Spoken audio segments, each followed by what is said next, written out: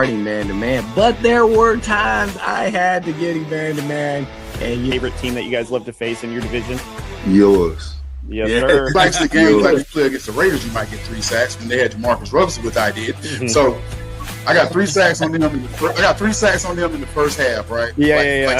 And I'm ready, and they take Tommy Maddox.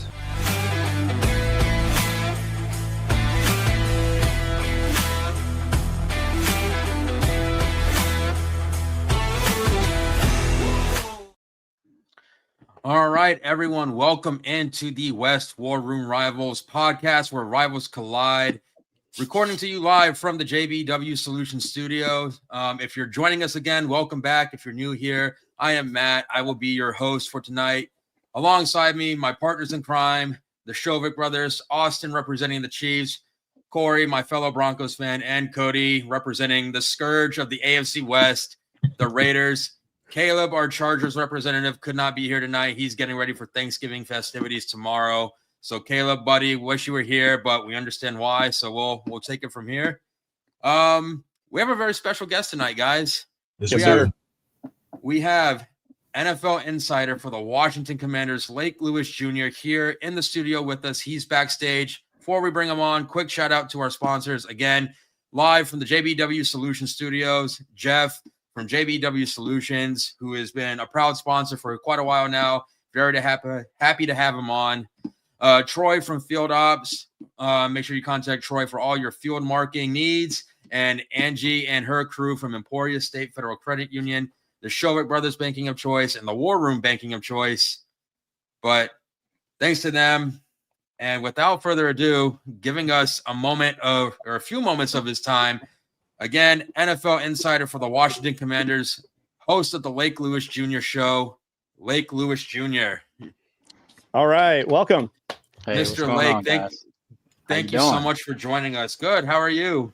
I'm hanging in there. It was a bye week, so had a chance to kind of rejuvenate myself and get ready for hopefully the end of the season. Yeah.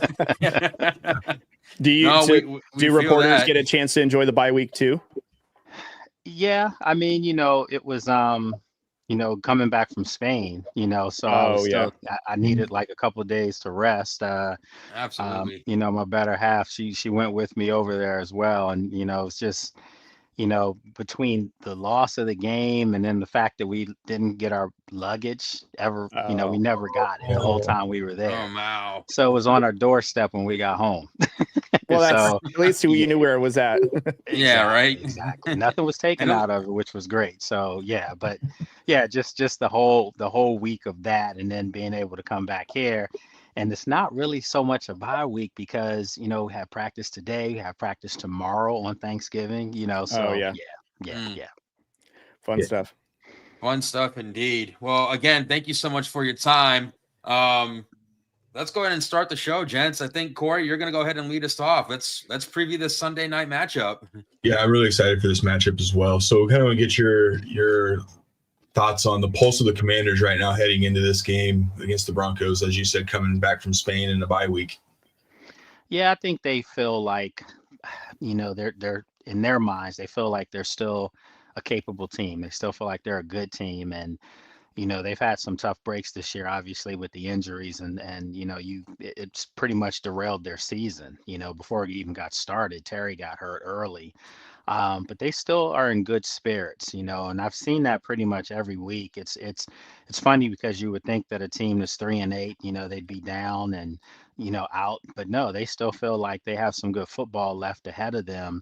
It's easier said than done. Obviously, the Broncos come in with, if the playoffs were to start today, I think the Broncos would be the number 1 seed in the AFC. So it doesn't get any easier for Washington. And if they do want to play good football, this is the time to start. It's going to be a daunting task, though. But they still feel like, they're a capable team. The big thing, obviously, is they're going to have to do it probably without Jayden this week. So we'll see. We'll see how it shapes up. Yeah, so you said they still feel like they're a capable team, and I mean, on the outside looking in, you still think they are too. But with that, what is the morale like in the locker room? Like, is the morale staying high? Who is kind of the leader of kind of keeping the morale high if it is, and just the overall morale still of the season. Yeah, I mean, the morale is still high for sure. Again, you would think a team that's 3-8, they wouldn't have high morale. But, each week I've walked out of the locker room saying, this just doesn't feel like a team that's having a bad season. They still get along with each other. No one's turned on each other. And they keep saying the same thing. It's almost cliche, to hear them say that, we're a good football team. I'm like, well, the record's not showing that, but they do. They still feel like they're the same team from last year. Obviously, they're not. We know that. But, I think the last game in Madrid, Dan Quinn was calling the defense, and it just seemed like there was more energy out there, and the defense looked so much better. So I think that they feel like, they're capable. Again, Terry McLaurin should be playing this weekend. Noah Brown should be playing this weekend. Obviously you need them. Pat Surtain's going to be playing as well on the other side of the ball. So you need all the weapons you can get. Obviously Jayden's not playing, or it looks like right now, as of today, he practiced and he looked good to me, but I think they want to keep him out for another week for precautionary reasons. So I think with everyone coming back, so to speak, now we'll really get a chance to get a good litmus test as far as what this team could have been. Obviously, it's too late in this season. I don't think they're going to make the playoffs naturally. Even if they won, their final 6 games, they're still probably going to be on the outside looking in. So with that said, I think this is a good chance for them to play against a quality Super Bowl caliber team in Denver and get a real idea of where they could have been. And also it's a chance for them to see who's going to be on this roster for next year. Yeah. Absolutely. And, and you bring up last year, and it's a good point, because all of us here we had kind of figured like the Commanders were going to be the ones to give the Eagles a good run for their money. And it's kind of, like you said, with the injuries happening, what do you think right now is the biggest storyline for the Washington Commanders? It's hard to say. I mean, you can't really get a true story because, I mean, they have 21 starters that have been injured this year.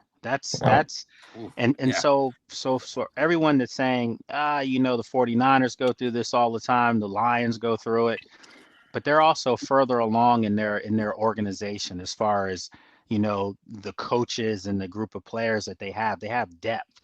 Washington doesn't have that yet, so last year was kind of a mirage. It was a lucky season. Let's just call it like it is. I mean, everything, went for them. They were getting Hail Marys, walk-off Hail Marys. Those things just don't happen. And they wanted to run it back with the same group of guys, which were a little older. Well, those guys are getting hurt too. And when you don't have the depth, you can't really see it. So I would say storyline wise, I think it's to get Jayden back on the field. I know a lot of people in town here are saying shut him down. Originally, when he first got hurt, in the Seattle game, I said the same thing, shut him down for the rest of the year. But this is your franchise quarterback, and most franchise quarterbacks, you have to drag them off the field. And also, he needs reps. I mean, let's call it like it is. Any rep that a young guy can get, it's going to make them better. And I also think this is something that you have to go through because, you're getting a team that's down, so to speak. So now they know what it's like to win, which they did last year. They got to the conference championship game. And now these same group of guys are knowing what it's like to lose. So hopefully next year they can get back to where they were last year. But I think that story is just to go into next year with some positive momentum. And it starts if you can beat a good team like Denver, and then you have the Eagles still twice, you have the Cowboys again. They have some games against some quality teams that if you can win some of these games, it does look brighter for your future going into next season. Yeah. So speaking of that Sunday night matchup with the Broncos, what's the coaching staff, such as like Dan Quinn, Cliff Kingsbury, what's going into this primetime matchup? What's their approach into this Broncos matchup?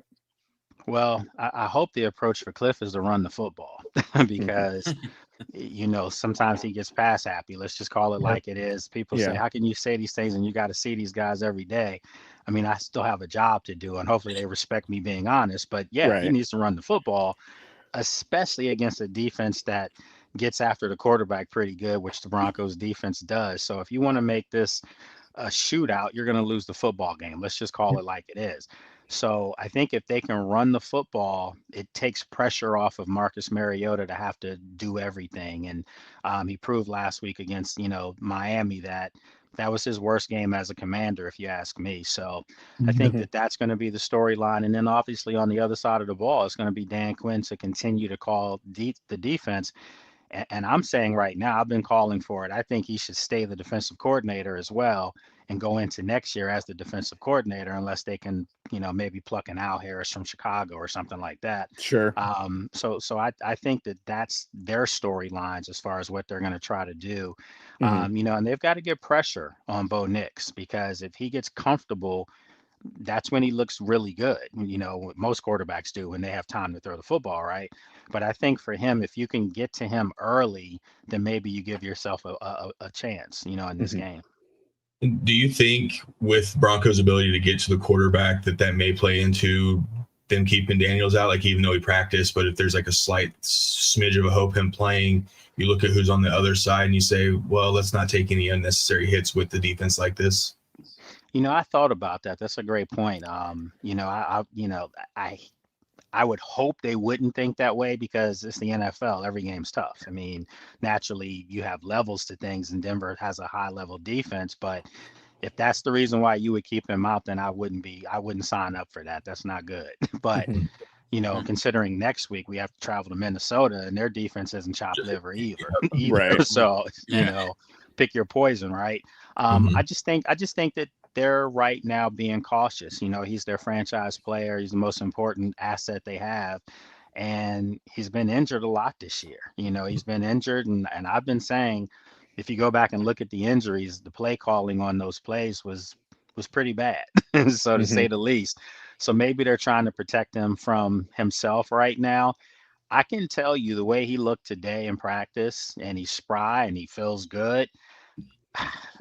I'm curious as to when Friday comes around. I know Coach told us yesterday, that as of now, they don't see him, being ready for Denver. I disagree, because I know Jayden, and I know Jayden has already said that he was going to be back this weekend. So all right, we'll see how this thing shapes up. Obviously, I'm sure NBC is hoping and praying that Jayden decides that he can go on Sunday, because that's what this game was marked for in the first place. It was Bo Nix versus Jayden Daniels, 1 versus 2 as far as Rookie of the Year and Rookie of the Year runner-up. So, I think everyone wants to see that, not Marcus Mariota and Bo Nix. Matt and I were both at the beginning of the season when we saw this. Matt and I were both like, yeah, that's the matchup right there. Yeah.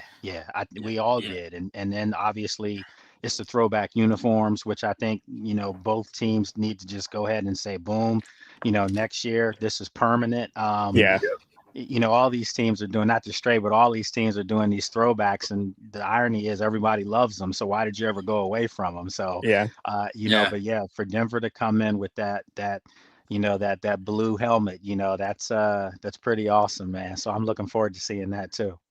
As someone that doesn't root for the Broncos, I'm hoping the Commanders give them their best shot to defeat them. So, it's funny. That's the goal, right? Yeah. I mean, it's funny you say that though, because the last, I want to say 2 or 3 times, Denver was supposed to beat the Commanders, and then like you probably remember the last matchup, Denver went up like 23-3 at one point and ended up being on the wrong side of the scoreboard there. So. I never vividly. I never rule anything out, even the teams that we should be beating.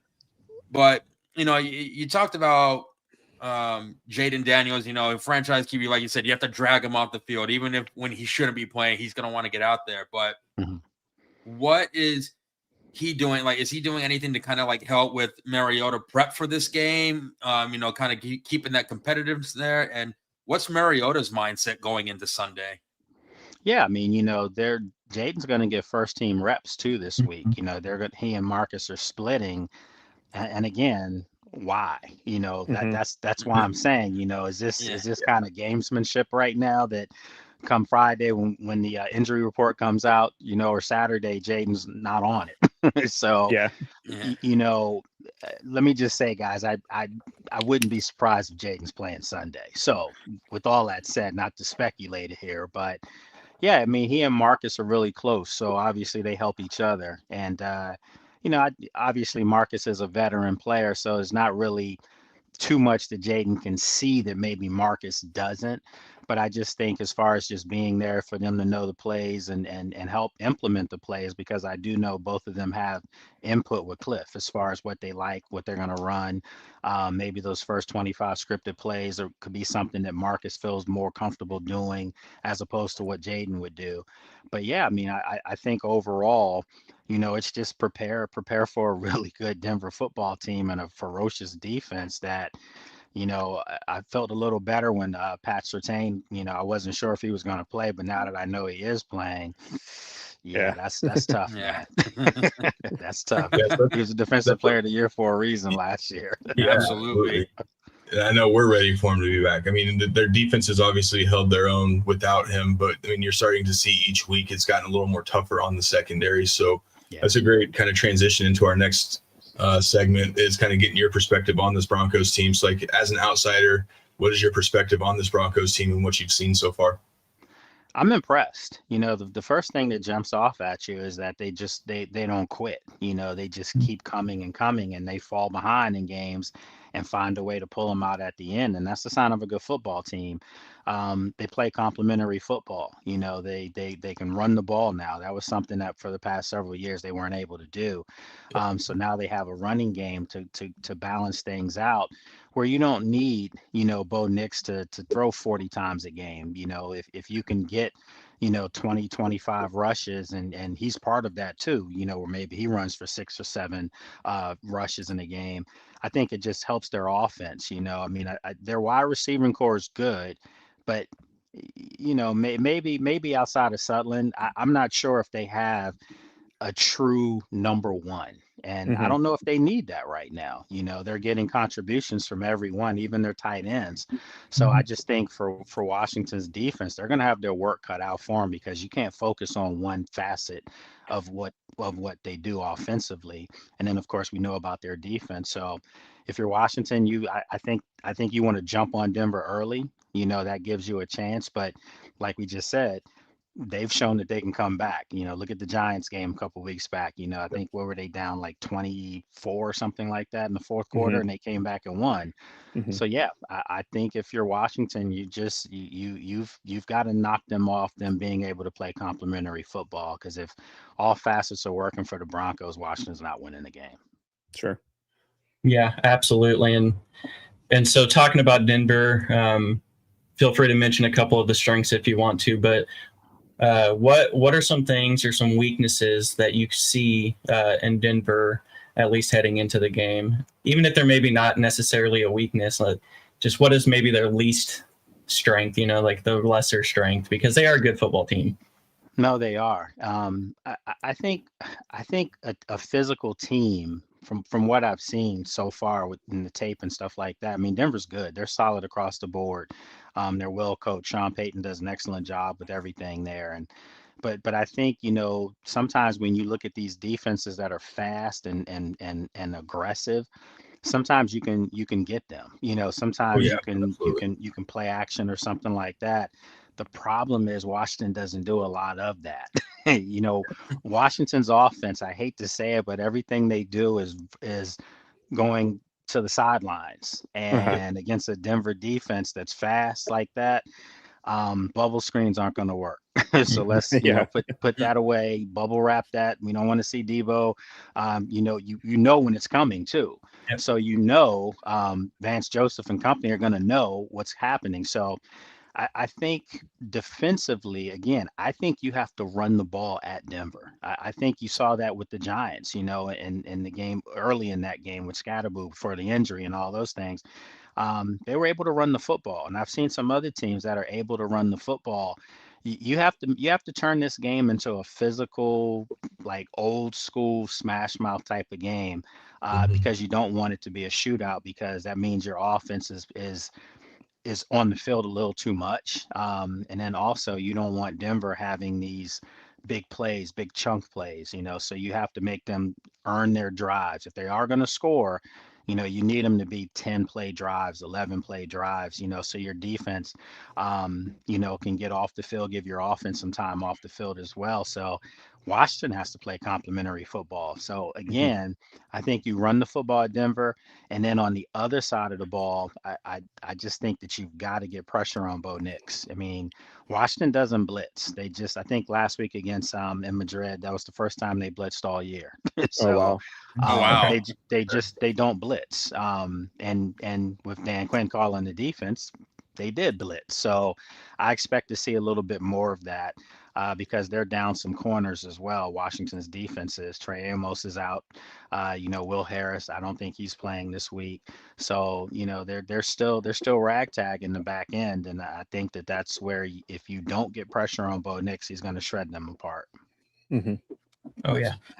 I do have a follow up on that. You bring up a good point. Talking about the run game, because that's one area that personally I think Cory and I feel that Denver struggles with, especially that interior line with the run game, and Jonathan Taylor made sure he exposed that. He did. But with, taking shots down the field and Riley Moss having the DPI troubles that he's having, do you foresee Quinn or Dan Quinn trying to take some shots at Riley Moss down the field and trying to see if he can draw a flag at least? Yeah, I mean, they have to. And see, the thing now is that with Terry playing, you have to remember, Terry hasn't played in forever. I think it's like 6-7 games. I mean, he hasn't played. So the fact that you have him back and you have Debo as well, you can open it up. Now you can go down the field because they just haven't been able to throw the ball. They don't get completions beyond 20 yards. That's just the way it's been for them. I'm not sure. I think, statistic wise, don't quote me on this, but I would probably say over the last 5 games, they may not have had more than 2 plays over 20 yards passing. So, I mean, maybe a guy ran beyond 20, but I mean where they put it in the air over 20. You just don't see it. So now with Terry back, I would go at Riley Moss. I sure would, because he's grabby and that's what he likes to do. And Terry is a physical receiver, so between him and Debo, and don't forget about Jalen Lane. He's another guy that has, deceptive 4.3 speed, more of a north-south type guy, but he's a guy that I could see them sending down the field. And I'm just hoping, I keep my fingers crossed, because I'm hoping Cliff does do that. You're saying it, I'm saying it, the fans here have been saying it. The only person that's not saying it is Cliff. So hopefully he does it this week. So talking about the Commanders and the Broncos again. So who are your X factors for the Commanders, and who's your X factors for the Broncos? It's always I'll go Broncos first, because it's always either a running back that kills Washington or it's the third receiver. So it's not going to be the household name. I do like second year guy, wide receiver. Troy Franklin. I like him a lot. I was hoping that Washington may have gotten him coming out of college. I could see a guy like a Troy Franklin having a big day on them. Cortland Sutton, I get it. He's your guy, but I could see Troy Franklin having a big day, and I actually could see your running backs having a big day as well. Tight ends kill Washington too in the middle of the field. So, I mean, listen, this defense has been so god awful over the last 6 weeks. Last week, was that a sign of just being, having the game called by a defensive guru who happens to be your head coach, because they did demote their defensive coordinator, Joe Witt Jr. So is it going to be the Washington defense that we saw last week, or is it going to be the one we saw previously? And if it is the one we saw previously, then you're going to have 3 or 4 guys. There is no wild card guys, because it's going to be everyone's eating. But if they do get the effort that they got last week in Spain, then I think, like I said, I think a guy like Troy Franklin is a guy that if you were a fantasy person, I would keep an eye on. Yeah, and each week we keep thinking it's going to be Troy Franklin. They're not quite there on the deep shots to Troy Franklin yet. But maybe That's exactly why. That's exactly why I'm saying that, because it's always someone that I'm telling you each week, guys. It's like you see someone and I'm sitting in the press box with the opposing media, from the visiting team, and they're like, "My God, this guy hasn't caught a pass all year." And he's got like 2 touchdowns today, we saw it in the Raiders game.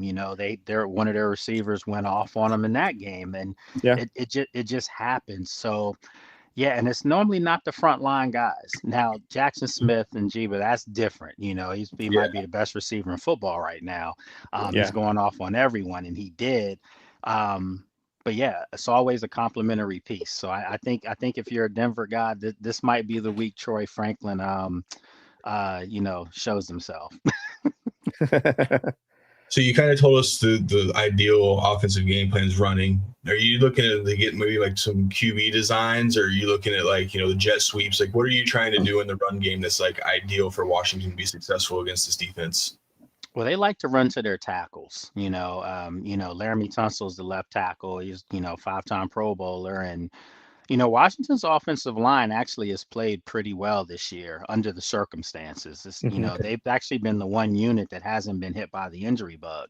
So they're going to come into this game with all 5 of their starters. Chris Paul supplanted Brandon Coleman in the lineup earlier in the year, and he's played really well. So if you look across the board, Josh Connolly on the other side at right tackle, the rookie, Sam Cosmi's back now in the lineup, so their offensive line is ready to go, and they've more than held their own. It's just, unfortunately, when you don't have weapons on the outside because of the injuries, it's not much you can do, and then on top of that, Cliff hasn't been helping the line by not running.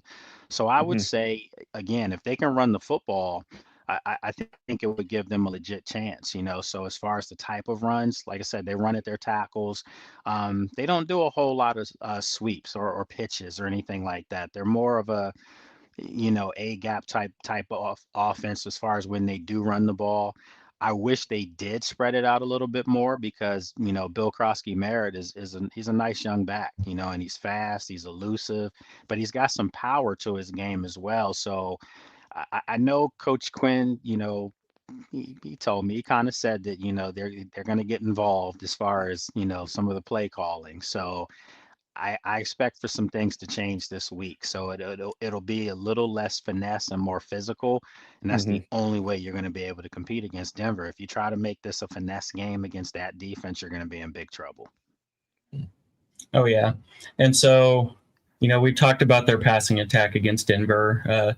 You called for some deep shots, but you said a lot of theirs likes to go out and everything. If you were to put your stamp on the passing game here and you were calling plays, how would you just absolutely attack Denver's secondary? If you were calling plays, how are you attacking that secondary?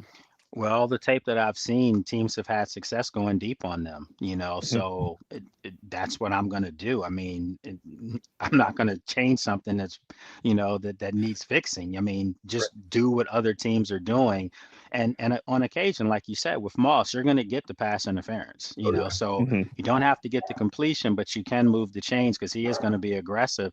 And again, with Terry being back and possibly Noah Brown as well, I just think that you're going to have, all parts of the field covered now.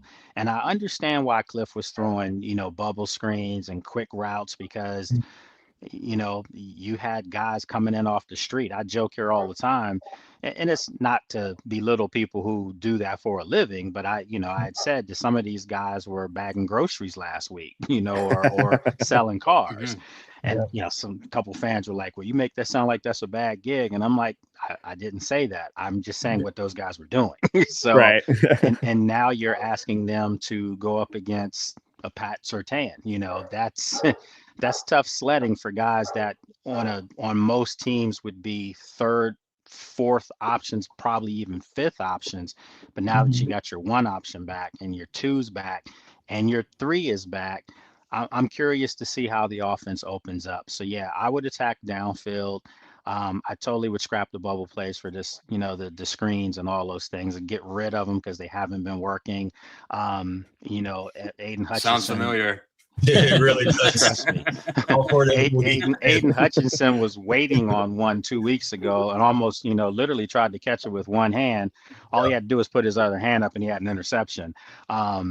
Thank God he was being too cute for that. But the point was they were sitting on the play. So everyone knows when it's coming. So yeah, if you're Denver and they like to be aggressive and Denver does like to come up and play press man, you got to take shots down the field. You have to, because you're going to have to back them up if you do want to run the football. You got to back their linebackers up. Yeah, no, and I guess I'm not trying to, get any brownie points, but I feel like Mariota is probably one of the better backups too. So I think he's more than capable of taking these shots, So I do think, the personnel comes into play. Sometimes, again, I don't sit and watch the Commanders games through and through. You just see some injuries. So part of me was wondering if, these quick plays are also called just for protection purposes, right? Quick throws makes it easier for your offensive line as well. But, I think Mariota is more than capable of running whatever you want to run as a coordinator. Yeah, I think the best thing to help an offensive line is to establish the run, because you get a chance for the guy you're going up against across from you. You get a chance to fill that person out when you're running. You can see if he's stronger than you, what his moves are, if they're faster. But when you instantly start a game in pass pro, that's just it's not good, and they've started games like throwing 7-8 times in a row, and I mean, you with no weapons. So that's the irony. You're passing to who? So yeah, run the football, establish the trenches and see where you are, because if you can come out and have some success running the football, it opens everything else up. It normally works that way. It works run game out as opposed to pass game out. That's not how it works. And hopefully Cliff gets the memo, and we're going to beat him down this week so that he does get it. No, that sounds like me. That's what I told the Chiefs to get back to this last week. And what you said, it starts with your run game and everything else opens up. Absolutely. It's back to the basics with that one. I mean, it's not rocket science. And the thing is that, I always say I never try to come across as the smartest person in the room, because I'm not, so I never try to do a coach's job. But if everyone sees the same thing, don't you think the defensive coordinator for opposing NFL teams are going to see it as well? So I just need them to be creative, but not outthink themselves. There's been issues here, short yardage, 3rd and 1, 2nd and 1s, and they're still in pistol and shotgun formation. And I have a stat for you guys to look it up with Jayden Daniels. I can't say under center because he's never under center. But with Jayden Daniels starting as quarterback, he's been in shotgun and pistol formation literally 93% of the time. He never goes under center. And when I say ever, I can't recall a game this year where he was under center one time. So, Marcus is a little different. Marcus can be under center. And Marcus is a bigger guy too. That's the other thing that will surprise you. Marcus is a legit 6'4", like 230. He's a big dude. And he can move. So, hopefully they just don't put too much on him, because again, if you go back and you look at that Dolphins game, that was probably the worst I've seen Marcus look as a Commander. He was a little rattled, and he threw, the interception in overtime. It was just throws you don't make. So hopefully his confidence isn't, he didn't take a hit to his confidence, and that he can come back this game and rebound, but he's going to have his weapon. So hopefully that'll help. Yeah.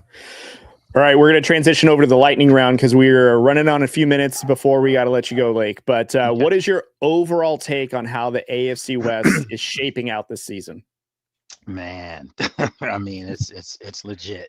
Be gentle, please. No. I don't want to say that.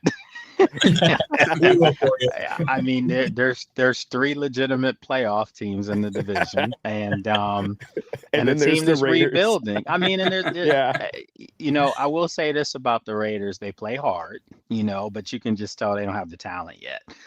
So Pete Carroll's got work to do. Hopefully, the talent lasts, and that he can bring it in, because I was surprised that he even got the job, not because of Wow. who he is. He's a great coach, Hall of Fame coach, but Right. because of his age and because of Yeah. the fact that they are going to be rebuilding for several years.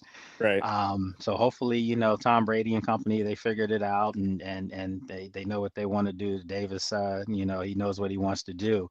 But the other three teams, though, the Chargers, Kansas City, of course, Kansas City's a little disappointing right now. Yep. I still think that they're a team that all they have to do is just get into the dance, and somebody's going to be going home. Yeah. Maybe a Denver, maybe a Buffalo or someone, or Jacksonville. The point is that they have a tough ride coming up, though. I mean, this Cowboys game, was that tomorrow? That's not going to Yeah. be that's not an easy game by any means. No. Yeah, that's what we were saying. Yeah, the Cowboys, kind of got lucky the other day. I think Philly imploded more so than Dallas took it from them. But with that said, a win is a win. So if you're Dallas and you're 5-5-1 now, you're thinking playoffs. You're thinking, why not us? But you have to be able to beat Kansas City to do that. So if you're the Chiefs, though, you cannot lose another game. You just can't. I think honestly, the Chiefs may only be able to lose one more game the rest of the year, the way things are shaping up, because now Baltimore's come back alive.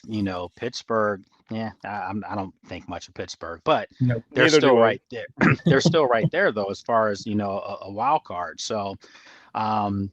The Chargers, to me, are the team that I can't put my finger on, because, when we played out there at SoFi, I saw the Chargers come out and they looked crisp that first drive and they scored. And I'm like, yeah, Herbert and company, this is them.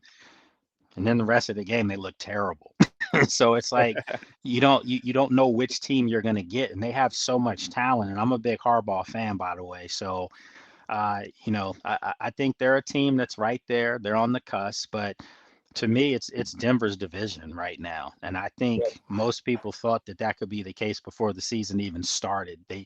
They were like, if there's a team that you have to look out for in the AFC West outside of Kansas City, it's Denver. So Denver's done exactly what a lot of people thought they were going to do. And I just think that their lead right now in the division, they're not losing that. I mean, they'd have to really implode. They'd have to lose 3 or 4 games. Right. And Kansas City would have to win 3 or 4 games. And I'm not so sure either team is capable of doing that. I don't know if Denver can lose 4 games, and I don't know if Kansas City can win 4. So we'll see. Yeah, you're spot on with Kansas City. I agree that they can't lose. The 3 wild cards have the tiebreaker over them too, so that adds to it. But I think Matt has one more here. Yep, one more, and then we'll cut you out of here. Again, thank you so much for your time. No worries. So the Commanders are still technically in the playoff race. I mean, it's an uphill climb, but they're still in. And Denver obviously is trying to solidify their position in the AFC, taking the West and getting that number 1 seed. So who do you think comes out the gate swinging first? I mean, I think Denver does. I mean, I'm a realist, guys, and if you were to ask me this a couple weeks back, if Washington could beat Denver, I would have said sure they could, because they're a different team at home. Not this year. This year is just I don't want to say it's a lost cause, because you're still getting paid to go out and perform. It's your job. You still have to show up. But I just think right now, Denver's playing at a different level, and the only way they're going to lose, Sunday night is if they turn the football over. Well, guess what? Washington doesn't create turnovers. I think they're probably in the bottom 3 or 4 in the league as far as turnovers created this year. So, that's a trend. That's not a good trend, So for Denver, if they come out and play their caliber football, from what I've seen, they should win the football game. The question is, will it be a competitive game? Because the last couple of games here at Northwest Stadium have been over by halftime, literally. The last 3 games at this stadium, they were down 20 or 30 at halftime. So we'll know a lot about that come Sunday night. But if it is a competitive game at halftime, and let's just say Washington does have the lead, then I would be a little worried if I were a Broncos fan, like maybe this is when you're letting get away from you. Who does Denver play next week, by the way? Green Bay. It is Green Bay. Yeah. So that's a game. So you just hope Denver's not looking past, no Jayden. Washington's down this year. You're hoping that they're not looking past Washington, because that would be a way for Washington to catch them. But yeah, if you ask me right now, who's winning the game, I probably would say Denver wins the game like 28-17, 28-14, something like that. All right. It's going to be a good Thursday night or Sunday night game, especially if Jayden can come back. That'd be great. Absolutely. Yeah, now Jayden comes back, it's a whole different story. If Jayden comes back, then I would say, 28-24 Denver. Yeah. I still see him winning, but I think it would definitely be a different type of football game. It's just something about knowing that kid, and I know him. I'm telling you, until I hear he's out, Yeah, I think he might play. So we'll see. All right. Well, again, Mr. Lewis, thank you so much for joining us. We hope you enjoyed your time on the show. Absolutely. And that you had a wonderful Thanksgiving. So you are the host of your own show, The Lake Lewis Show. Where can we find you? Sure. So my show is on, you can subscribe to it on any of the major podcast carriers. You can watch it on YouTube. It's on Radio 1 in DC, and then this month coming in December, it'll be on ESPN Radio in Richmond. So right on. Nice. Awesome. Yep. And I'm also the insider for CBS Television in the Richmond, DC area. Sweet. Awesome. Well, again, Mr. Lewis, thank you so much. We hope you have a wonderful Thanksgiving, and we'd love to have you back at any point. So Sure. Absolutely. Anytime. Just reach out and I'll be here. But I appreciate you guys having me on, and it was a lot of fun. Awesome. Thank you so much. We appreciate you, sir. Okay. Take care now. Yep. You too. Awesome. Man, what a great guy. Yeah. Man, that was awesome. I think I hope we have him back in the off season. I just want to know what the life of an insider is for an NFL team and stuff like that. I know that we had, oh my gosh, I'm blanking on his name. He was one of our first guests, the Kansas Star. Jesse. Yeah, Jesse. Yeah. I know that he gave us a little insight, but I'd love to hear I don't know if Lake was around before the new ownership. So I'm curious, what the stories were like before that, and not trying to get all sensational or anything. Just want to know what's the life like for an insider. So I think that'd be an interesting gig. I think it's kind of cool that Jayden might play. That was my favorite take. Yeah, because everything that was coming out of the media was very unlikely. Like he's practicing, but it's very unlikely. But I mean, you have someone that's on the field with them day in day out saying he might play, and that'll change everything. This will be the game that the NFL and we all kind of expected to happen. Yeah. How's his arm back though? That's what I want to know. I think it was in his non-throwing arm, wasn't it? It was not throwing. It was non-throwing. Yeah. We saw it. I don't know. Mamba mentality, man. That's true. That's true. But Bo versus Jayden. Yeah, Cory, you don't seem very happy hearing that news. Well, it doesn't change my thought on how this game goes. I think it'd be almost immature to let him come back for this game, just based on what he was talking about, injuries. Yeah, man, I'm not at all 1 ounce willing to put my young franchise quarterback back in this game, knowing, if the tables were flipped and it was Bo, I would probably say I'd rather him be shut down. If we're 3-8, coming off a dislocated elbow, off of another injury earlier on this season, and man, cut your second year as a live and learn. I'm not willing to put him in any kind of situation whatsoever. If he plays this week, they're treating it similar, and we've had discussions in our other group chat. We have a cousin who's a Commanders fan, funny enough, so we make fun of him just as much. But you're almost treating it similarly to what RG3 had to go through if you play this. So I do not agree with that if he does end up playing this week. And I could be wrong. I mean, what do I know, right? But I think you would want – in a lost season, we heard Mr. Lewis say, kind of a lost season. You're wanting to see what you have, get some momentum into next year. I think I would rather you can bring him back this year, but sit him out a week too long. right?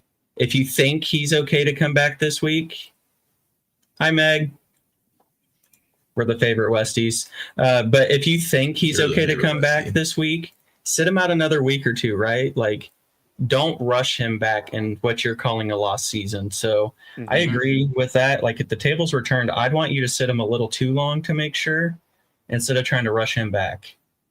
And especially because, like I mentioned before, the last 2 times these guys played, I think the Commanders came out on top, especially when Denver went up big. This was in Denver, and I hate that I have to relive this moment. And this is why it does. I do think Denver's going to win this game, but this is, the thoughts always in the back of my head. Like, we went up like 23-3, and it was 23-10 at half. And then they just started chipping away at that lead, and Denver ended up on the wrong side of the scoreboard. So it does make me nervous, but then, they could win with Mariota. However, like, Austin said, it would be foolish of them to put your young QB in a position where he could injure that arm to the point where now your season's done, and there go any chances of you trying to climb that mountain for a playoff spot. Yep.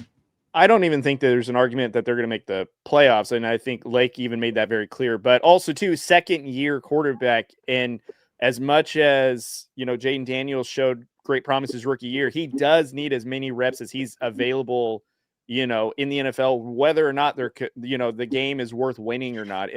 I get it. Like, I'm not saying that he needs to go back out there with his arm in a sling and just figure it out. But I do think, like, listen, if he feels healthy and he's cleared by the doctors and, he wants to go out on the field, like, he's got to get this opportunity. It's not like this injury is something that it needs to put him on the shelf. Like, it sounds like he can come back if he's available. And I think him getting that experience to work through this adversity is going to help him in the long run for the longevity of his career. So, no, I agree. What I'm saying is you just don't rush it. If he's not actually 100%, because you can do an injury that actually will make you end up missing part of the next season. Right. So what I'm saying is you can bring him back this year, because I agree, reps matter. Yeah. But I'm saying don't rush it unless he's 100%. Like 100%. I'm not even saying 85%. If you're not 100%, not fully healed, right? Don't rush this, right? Yeah. And I'm saying too, like, if the doctors are saying, "Hey, man, you're not ready. It's not going to work," or whatever, like the whole Joe Burrow coming back, and it's been confirmed for tomorrow that I think he's going to start now. And it's like, look, that injury, he's kind of, I think, 2 or 3 weeks ahead of the time schedule. So is he rushing back? But also, like, we don't know. Maybe it'll be fine. We won't know until he gets on the field. But very similar to the Bengals situation, what are they really playing for? Like, I don't think they have a shot to get in the wild card. They're definitely not going for the division. So really, why is he trotting out there if this injury is nearly season ending? But, again, maybe it's competitive thing. I'm going to get out there no matter what. I don't know. Well, it's one of those where I wanted to mention that the Broncos offense isn't very quick to start the games.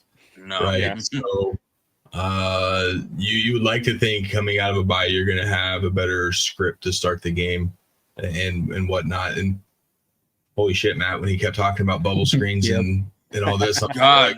like, are you talking about the Broncos? You talk about the Commanders? Like, I know a couple times, like, oh, you're the talking Washington about the Broncos? The Washington Broncos? Is that like Cliff Payton? Is that you? The Denver Commanders? Is that? Yeah. I do like the idea of maybe this being a good RJ Harvey game running the football. I did see that it's supposed to be a kind of a bad weather game, rainy. You got to be able to run the football in these kind of conditions, and then as a rookie, you got to be able to hang on to the football. So it's it'll be interesting to see, because I think I said coming out of the bye, I wanted to see the Broncos not be complacent. I wanted to see a high energy. We still have a season to go take care of. I don't want to see them come out of a bye and just kind of lay a dud, essentially, against a team that you should be able to beat on the road. See, and this should be an RB type game. If you watched every home game of his in college, it was always raining there in Florida. And he didn't have a fumbling issue. Like, that should be an advantage for him. Like, he's used to it. Absolutely. And he brought it up as well. They're going to take shots with Terry back. They're going to take shots at Riley. Everyone saw that game. And, like you said, Riley gets scrappy. They're going to send Terry down the field. They're going to send Debo down the field. And it doesn't matter who's under center, whether it be Daniels or Mariota, they're going to pick on Moss. So this is going to be a bounce back game for Moss. Like, are you going to have a clean game, or are you going to be able, or just start grabbing on to that jersey again and putting your hands up? Like, what are you talking about? What did I do? So, again, there are things that do make me nervous about that game. And one being Riley Moss, the other being the tight ends. They haven't been very productive this season. They've been hit or miss. 1 minute they're having a phenomenal game, and then the next minute they're non-existent. And we already know, Cory and you and I already talked about it. They can't block worth shit. Part of my language, but they can't block worth shit. And all it's going to take is for one of them to get in there untouched and tee off on Bo Nix. So this game, on paper, Denver should run away with it, but Washington, don't sleep on them. I mean, they're at home. They could easily kind of chip away at those leads and take a hold of this game. Well, and two, I do want to bring this up, and I think Lake asked us, and we need to fact check ourselves. So week 13, of course, is the Commanders Sunday night game. Week 14 is actually, it's Raiders week. So we're actually, I think it is being played in Las Vegas this time. Yeah, it's a home game for Vegas. So it's a home game for the Broncos. Yeah, but my point being is, like what Lake said, though, maybe do you think that they're looking too far ahead and they're not going to respect the Commanders, and it's a trap game for the Broncos, to where, if they don't kind of establish what they need to with the run game, if they don't respect their opponent, is Sunday night going to be one of those things where we just see them get their 8-game win streak snapped on national television? No, I don't think so. I think Sean Payton's finally getting these guys, and I think the buy-in's you've seen it this whole season. The buy-in's there. I know the slow starts have been concerning, but I mean, at the end of the day, you still have to look across the field and see that we have that defense. And Maddie, I know it's gonna be a huge boost with Patty Surtain, practicing today. Also a huge factor. This is Alex Singleton practice today as well. So just having Alex Singleton back on the field is going to juice these guys up a little bit, especially when you have PS2 back as well. I mean, that's your defensive player of the year. I know he was happy with how the boys played while he was out, but it was kind of like when Dre Greenlaw came back from injury. So like we're finally getting to that point now. And yeah, no, man, I honestly think Denver wins this game fairly easily. Yeah, I know it's a thing that we like to talk about, but I really don't think at that level in that locker room, players really do look ahead. I don't think it's as big of a thing as we think it is. And especially if their next game is the Raiders, there's no reason to look past the Commanders, because, I mean, that's your next game. It's not like you have a big game after that. No offense to the Raiders. It's not a game you're looking ahead to anymore. Like it is what it is. But Sean Payton's a good enough coach. Even if it is a quote unquote look ahead moment, I think Sean Payton would have him ready. And I think Denver will be fine. Weather, I think, would be my only concern on this game, as far as, sloppy throws from Bo leading to turnovers or some fumbling issues or something like that. But other than that, I think this is a game Denver can easily just control. Matt, go to sleep, buddy. Take us home. Oh, I'm good. Okay, but yeah, all right. It's like, okay. Yeah. We're trying to give you the rest of the night off. Let's do this. I got a turkey to prep and everything else. So no sleep yet. No sleep for the wicked. And yeah, but no sleep till Brooklyn. Yeah, sure, why not? But again, thank you for everyone who tuned in. Again, if you're new here, welcome. We hope you enjoyed the show. And if you're a continuing member of the War Room, no stranger to the War Room, such as Meg, our friend from across the pond, thank you again for tuning in, sticking with us. We really appreciate it. Shout out to our sponsors. Again, we are coming to you live from the JBW Solutions studio. Jeff and his crew, JBW Solutions. Caleb, I hope you're still watching. I hope you see the score, buddy. I want to see it. That's probably why he didn't come on the show. Tennessee ain't it. If they were it, that wasn't it. But anyway.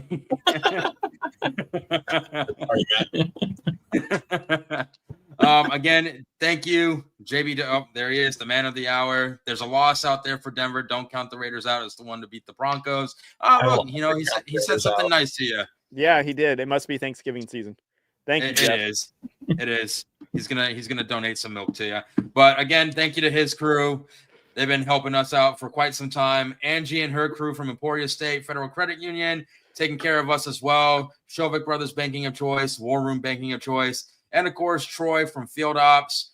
Go to him for all of your field marking needs, and our affiliates as well. Badger Barrel, I'm going to be firing mine up tomorrow. Weather pending, I'm going to fire mine up tomorrow. Smoke a turkey for the first time ever. Sent the whole crew smokers. So in a world of butterflies, be a Badger. Homage, shout out to them. I believe Cory is wearing, I'm not sure. Austin, are you wearing one as well? Yep, the Shovik brother. Yep, the Shovik brothers. They are wearing the homage shirts. Shank It Golf, Beard Club. As you can see, I am the only one smooth as a baby's bottom right here. Everyone else, bearded Jesuses. So, Beard Club, thank you. Thank you for your support as well. And I think we have a new one as well. Caleb was able to land us a sponsor. What is it? It's Rivals Codes. Rival codes. You're going to see more of them as time goes on. Yep, they have decided to partner with the War Room and sponsor the show for 3 months, I believe they said. So they're going to be doing collabs and giveaways with us. So be looking for those to drop. But I think I got everyone, guys. You nailed it.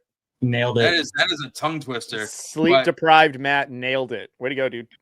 Absolutely. Guys, thank you so much. Everyone, thank you. Let's get ready for some Thanksgiving football. I do want to say, guys, I do hope Cody and Matt and Caleb, I know Caleb's doing Thanksgiving stuff tonight. I hope you guys have a wonderful Thanksgiving with your families.